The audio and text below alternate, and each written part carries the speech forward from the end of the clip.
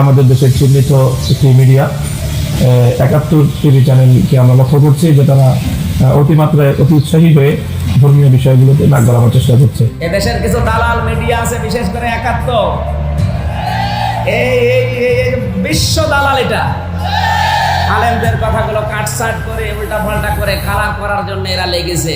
বাম আর রামদের হাজার কোটি টাকা এরা গোপনে পায়। ১৬ কোটি মুসলমানের উচিত এই টিভিটা বর্জন করা।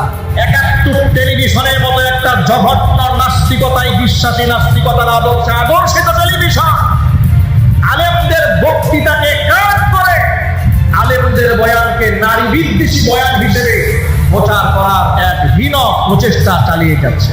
কিন্তু এই ৭১ টেলিভিশনে বিশেষ করে কয়েকটা চতুর্থ লিঙ্গ আছে, এর মধ্যে সামিয়া রহমান ছিল, সে এখন নাই। তো বাকি কয়েকটা আছে, এই যে ফারজানা রূপা, তারপরে কি ফারজানা, তারপরে এই যে নামটা মনে করতে পারছেন, মিথিলা ফারজানা, এগুলো সব হচ্ছে চতুর্থ শ্রেণী। ওনাদের মানে কোনো লিঙ্গায়ন না আছে, আমি সন্দেহ আছে এগুলো নিয়ে। আপনারা হয়তো মেকআপ টেকআপে দেখে কিছুটা মানে মনে হয়, কিন্তু সামনাসামনি দেখলে ভরকে যাবেন।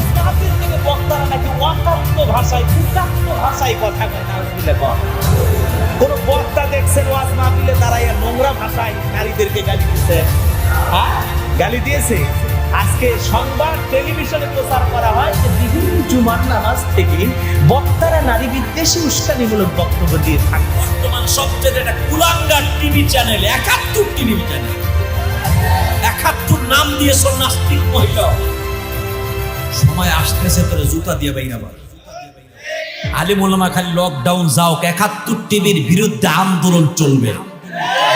৭১ টিভির জন্ম হয়েছে মনে হয় ইসলাম বিরোধী নিয়ে, এদের মিশনই ইসলাম বিরোধী। আর কয়েকটা নাস্তিক হিজড়া মহিলা রাখছে, বিষয়গুলো পাত্তা দেই নাই। যেহেতু বিভিন্ন স্যাটেলাইট চ্যানেল আমার বিরুদ্ধে কথাগুলো প্রচার করছে, বোঝা যায় তাদের উদ্দেশ্য খারাপ। ঠিক কিনা বলে?